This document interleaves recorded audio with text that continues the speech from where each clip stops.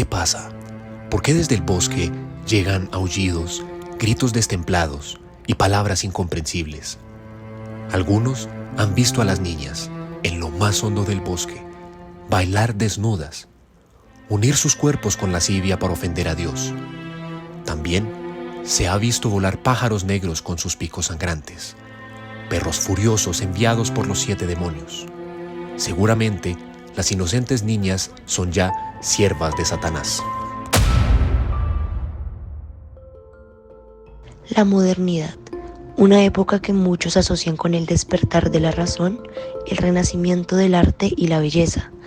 También estuvo marcado por el temor y la persecución de lo sobrenatural. Desde finales del siglo XV hasta el siglo XVII, Europa y las colonias fueron sacudidas por olas de histeria que culminaron en las célebres casas de brujas. La herejía y la brujería eran delitos graves, perseguidos con fervor por la Inquisición, una autoridad religiosa. La creencia en la existencia de brujas, seres que hacían pactos con el diablo y utilizaban la magia para causar daño, estaba profundamente arraigada en la sociedad de la época. Estos temores fueron alimentados por la publicación del manual como el Malleus Maleficarum, que proporcionaba métodos para identificar, interrogar y ejecutar a las brujas. Es por esto que sabemos que el fenómeno de la brujería y la modernidad en sí mismas son un hecho europeo, tal cual como las conocemos, aunque sabemos que términos como la modernidad fueron postulados posteriores a la época. Nos vamos a centrar en la tesis desarrollada por Enrique Domingo Dussel Ambrosini, en la cual argumenta que el 1492 marca un punto de inflexión en la historia de la humanidad, ya que representa el inicio de la expansión colonial europea a escala global. Se encuentra la ruptura del horizonte cultural europeo al entrar en contacto con otras culturas y da lugar al surgimiento del mito de la modernidad, que el autor afirma que es una narrativa eurocéntrica que niega la violencia y la explotación inherentes al proceso colonial. Es importante resaltar que la concepción de lo que era una bruja es diferente en la zona europea del Reino Español que en las colonias españolas, ya que aunque se instauraron las mismas instituciones, las sociedades eran muy distintas, especialmente la colonial, ya que existían diversas razas desde las cuales se dividía socialmente la realidad colonial.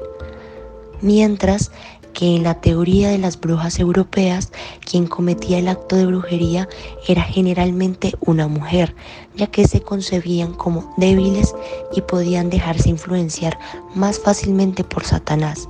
En cuanto a su aspecto, podemos hablar de brujas jóvenes y bellas, o ancianas y espantosas. Cuando este fenómeno llega a la colonia, se cambia el imaginario sobre quién podría llegar a ser más susceptible por Satanás. En este caso, en las razas que se consideraban menos conocedoras de Dios, como negros, indios, criollos, mestizos, entre otros. Es por esto que, en su mayoría, los casos de acusaciones de brujería en el Tribunal de Cartagena eran estos sectores de la sociedad. Es así que hoy nos centraremos en el caso de Paula de Eguiluz, una negra horra, la cual pasó por su acusación de brujería al trasladarse a Nueva Granada, Cartagena de Indias. Fue una ciudad importante y estratégica en lo que se comprendía en el siglo XVI como Nueva Granada, aunque con la llegada de los españoles no se hizo una sede de la Santa Inquisición inmediatamente. Luego de un siglo, en 1610, se instauró el Santo Tribunal de la Inquisición de Cartagena de Indias, el cual atendía casos de toda la Nueva Granada. En su jurisdicción entraban los territorios que hoy conocemos como Colombia, Ecuador, Venezuela, Panamá y Guyana. Paula de Eguiluz nació a finales del siglo XVI, en Santo Domingo. Ella era una negra criolla, mientras que sus padres eran de raza negra, ya que eran originarios de África. Su padre era un negro libre, pero su madre era una esclava, y como esta condición se pasa por línea materna, Paula nació siendo esclava de alguien. Pasó por 3 dueños, pero el tercero, Juan de Eguiluz, con quien tuvo un hijo, fue el último. Con él se trasladó a Cartagena de Indias. A lo largo de su vida experimentó múltiples formas de violencia y explotación. Paula tenía conocimiento en medicina natural y en supuestas habilidades mágicas, las cuales utilizó tanto para sanar como para protegerse de dicha sociedad. Estas habilidades, sin embargo, la llevaron a ser acusada de brujería por la Inquisición en más de una ocasión. Para entender la vida de Paula, es crucial situarnos en el contexto histórico del siglo XVII en Cartagena de Indias. En esta época, la ciudad era uno de los principales centros del comercio de esclavos en las Américas y un bastión del poder colonial español. La Inquisición tenía una presencia fuerte y su misión era erradicar las herejías y mantener la ortodoxia católica. Las acusaciones de brujería eran comunes y a menudo reflejaban miedos y tensiones sociales más amplios. Las mujeres, especialmente las de origen africano y esclavos, eran frecuentemente acusadas ya que sus conocimientos y prácticas espirituales eran temidos por la sociedad colonial y la Iglesia. A partir de 1623 iniciaron 3 procesos de acusaciones. El primero ocurrió cuando aún era esclava de Juan de Guiluz.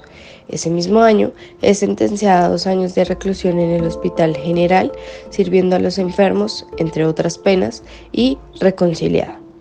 Más tarde, en 1626, cumplida su penitencia y mediante una particular manumisión, Paula queda liberada del encierro y de su condición de esclava.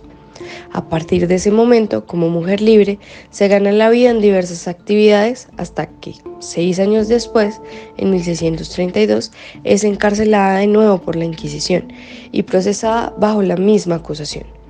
Desde ese año, entre el juicio, la apelación y el cumplimiento de la sentencia, Paula pasó el resto de su vida en las cárceles secretas del Santo Oficio de la Inquisición.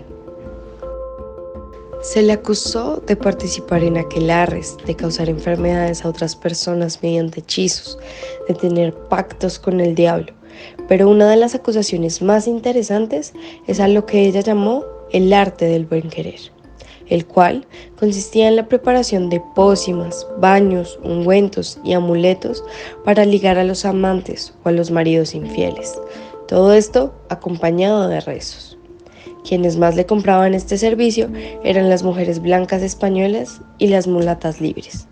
Además, ella comentó en sus confesiones que eran conocimientos transmitidos por sus padres, especialmente su madre, de su cultura africana, por lo cual hacía que se sintiera más cercana a sus creencias.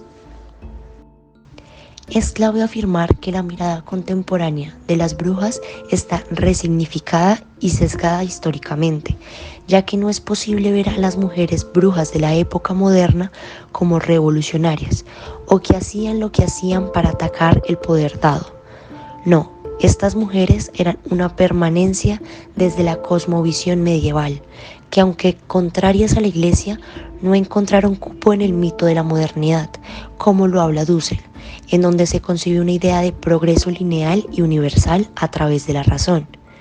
Es importante por esto hablar de las transiciones históricas, ya que a pesar de que nombramos a estas épocas como modernas, ellas no se conciben de esta forma. En algunos se conservan todavía el espíritu medieval.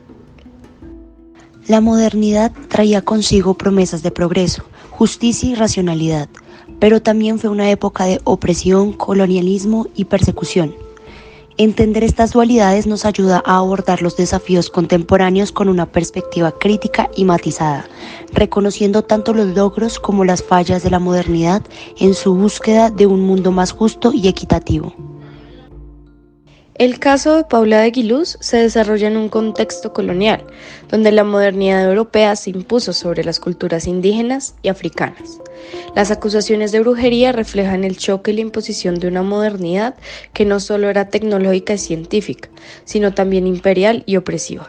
La modernidad está profundamente ligada al colonialismo, y esto debe ser reconocido en cualquier análisis contemporáneo. Las inequidades y las jerarquías de poder que surgieron en la era colonial continúan afectando a las sociedades actuales, subrayando la necesidad de un enfoque crítico y descolonizador de la modernidad.